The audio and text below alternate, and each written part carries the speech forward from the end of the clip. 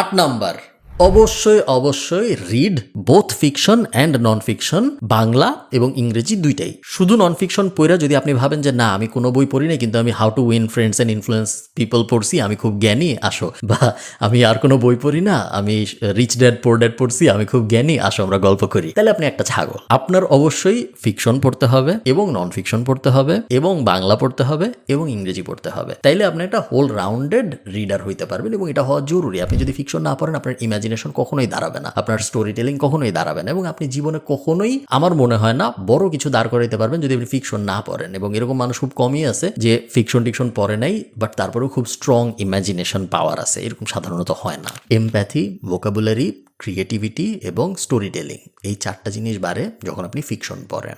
বই পড়া কিন্তু অত কঠিন কিছু না, এটা জাস্ট আপনার একটা রুটিনের ভিতরে ফালাইতে হবে। আপনি যদি দিনে 10 পেজ পড়েন, কথার কথা, যদি এভাবে হিসাব করে কেউ পড়ে না, বাট ধরেন আপনি 10 পেজ পড়লেন দিনে, তার মানে হলো বছরে আপনি 10-12টা বই পড়ে ফেলতেছেন, which is more than enough.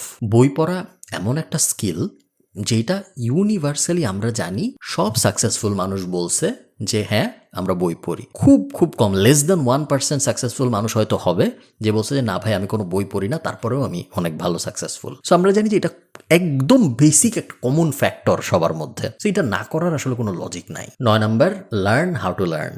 এটা নিয়ে আমার একটা ডিটেল ভিডিও আছে যে কিভাবে কোনো কিছু শেখা যায়, এই কারণে আমি এখন আর অত ডিটেইলে গেলাম না, আপনারা যারা আগ্রহী তারা ওই ভিডিওটা দেখতে পারেন। বাট কোনো কিছু কিভাবে শিখবো এইটা শেখাটা সবচেয়ে গুরুত্বপূর্ণ স্কিল। কোনো কিছু শেখার আগে কোনো কিছু কিভাবে শিখবো এটাই যদি আমি না বুঝি যে কোনো কিছু আসলে শিখে কিভাবে, তাহলে আমি হঠাৎ করে কিভাবে কোডিং শিখবো, হঠাৎ করে কিভাবে ডিজাইন শিখবো, হঠাৎ করে কিভাবে এডিটিং শিখবো, কোনো কিছুই আমি শিখতে পারবো না, কারণ কিভাবে শিখে এটাই আমি জানি না। সো কিভাবে শিখে, কগনিটিভ রিকালেকশন কিভাবে হয়, কি করলে কি হয়, কি না করলে কি হয় না, ওগুলো আপনার আগে বুঝতে হবে, তারপরে আপনি যা শেখা শুরু করতে পারবেন। সো কিভাবে শিখবো এইটা শেখা খুবই গুরুত্বপূর্ণ।